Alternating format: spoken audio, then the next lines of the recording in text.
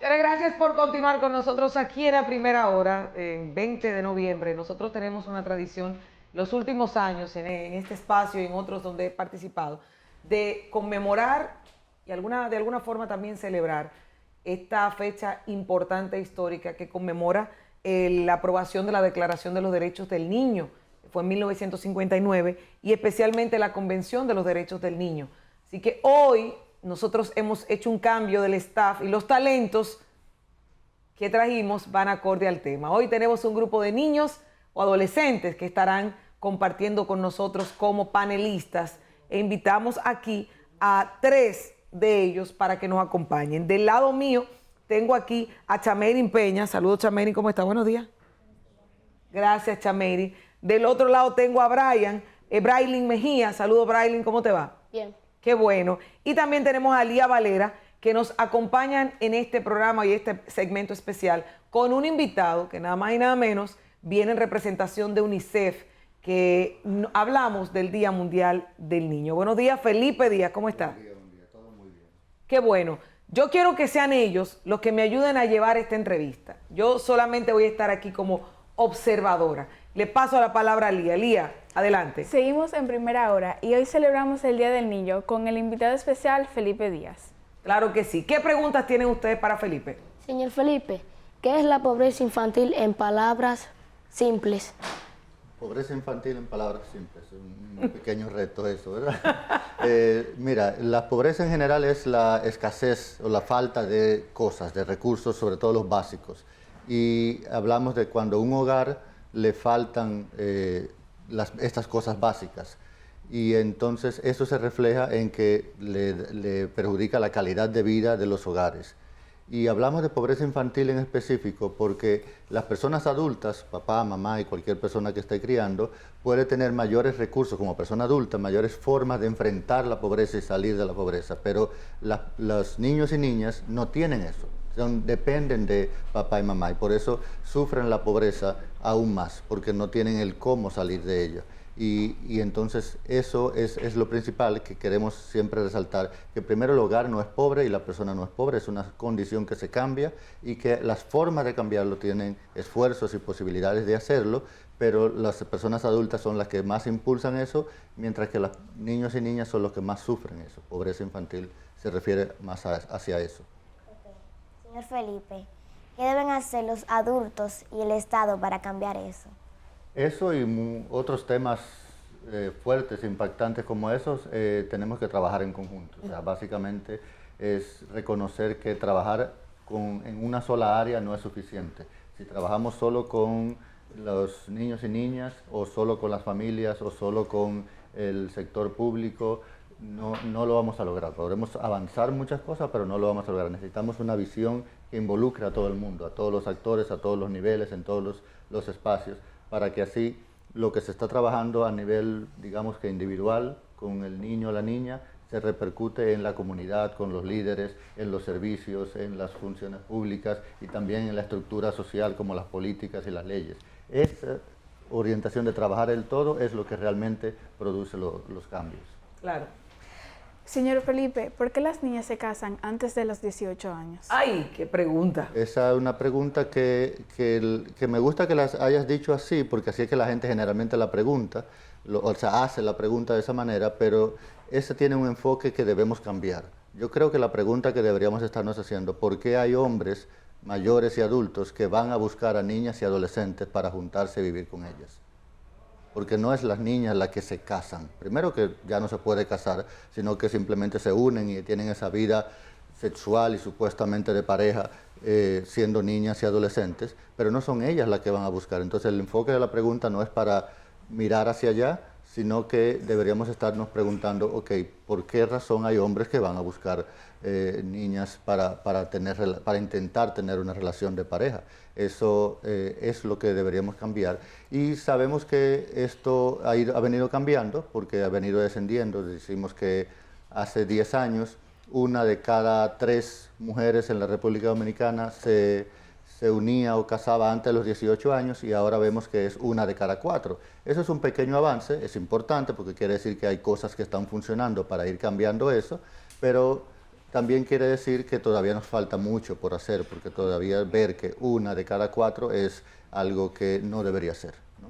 Claro. Ok, señor Felipe. ¿Por qué hay niños que tienen tanta responsabilidad y que no le corresponde?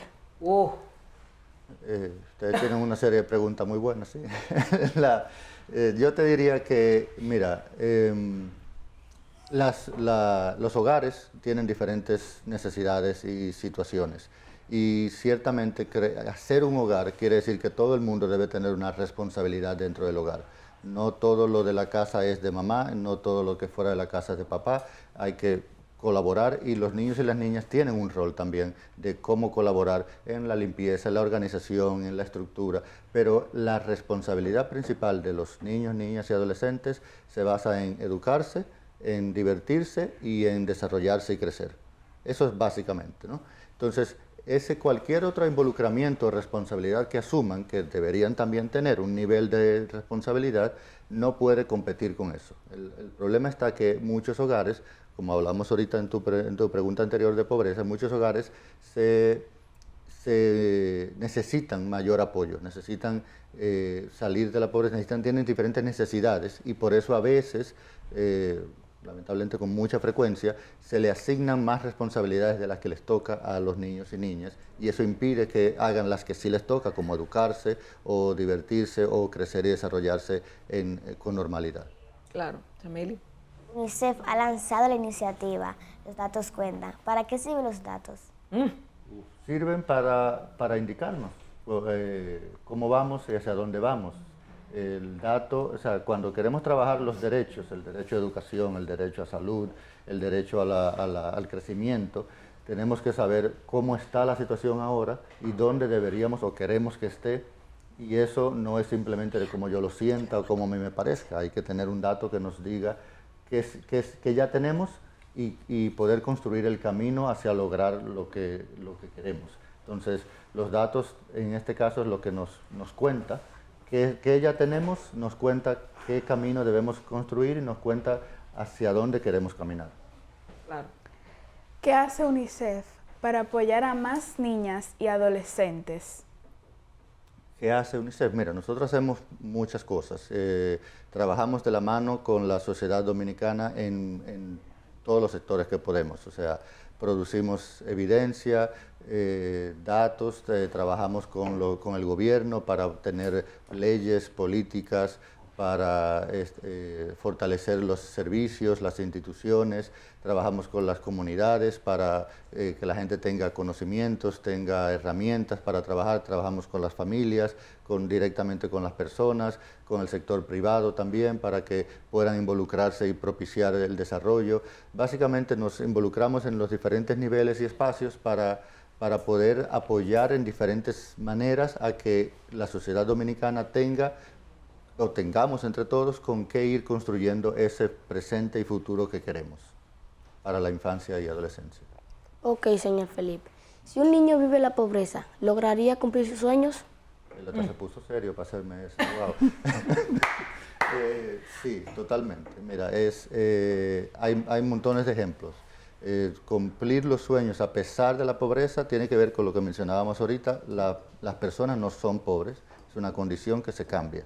Y hay herramientas para hacerlo, sí, también incluida la voluntad propia, pero también lo que es las estructuras sociales, las políticas públicas, el Estado y la solidaridad. El Estado dominicano es un Estado social y de derecho.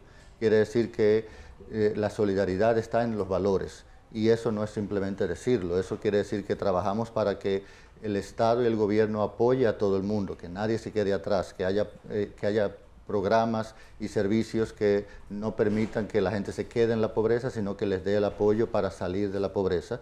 Y hay montones de ejemplos de eso, de personas que han estudiado, que han logrado resultados, que han logrado salir de la pobreza y lograr sus sueños. Los que más suenan, sí, pueden ser muy famosos, qué sé yo, que si alguien en el arte o en el deporte logró su sueño de esa manera, esos son como los más llamativos. Pero los que más hay no son de eso. Lo que más hay es el niño que soñaba con ser licenciado y profesional en algo y lo logra porque se educó, logró terminar la secundaria, logró ir a la universidad, logró tener un empleo, logró la meta del sueño está en la base de la felicidad. Ser feliz es posible, cuesta, hay esfuerzos que tiene que hacer la familia, la persona, el hogar y la sociedad y el Estado y el gobierno, pero se puede. ¿Cómo logramos que los adultos entiendan que los gritos y los golpes son violencia? Con mucho trabajo. Pero sí, venimos de una sociedad que lamentablemente viene arrastrando unas prácticas de crianza que incluyen violencia. La sociedad dominicana es muy familiar, es cierto, y en el círculo familiar también hay mucho amor, pero hemos venido teniendo muchas prácticas de violencia. O sea, cuando estamos criando, es importante disciplinar, la disciplina es importante para poder orientar y poder hacer crecer, que los niños y las niñas crezcan, pero esto no tiene que ser de una manera violenta. Hay alternativas, hay montones de opciones de cómo guiar, orientar, conversar, y eso tiene que ver con el desarrollo de capacidades emocionales también, de poder manejar las emociones, manejar la comunicación, entender la situación del niño, de la niña, para poder construir un camino que permita que la niña sí se haga las cosas que tiene que hacer y crezca en felicidad y en armonía y bien, sin necesidad de usar métodos violentos. Cambiar eso pasa definitivamente porque padres y madres y cualquier persona que esté criando reconozca que criar no es una cosa automática. O sea, no viene porque yo tengo ahora un niño, ya se me prendió la lucecita, yo sé cómo criar. No, criar también necesita de estudiar, de herramientas, de leer, de saber cómo hacer las cosas, y eso es algo que nos falta. Nos falta como sociedad reconocer que necesitamos aprender cómo es que se educa sin violencia. Y ver todos los ejemplos de montones de familias que ya lo hacen aquí en el país y donde sea, que se puede criar sin necesidad de violencia y sin que las cosas se salgan de control también. O sea, disciplinar también es posible sin violencia.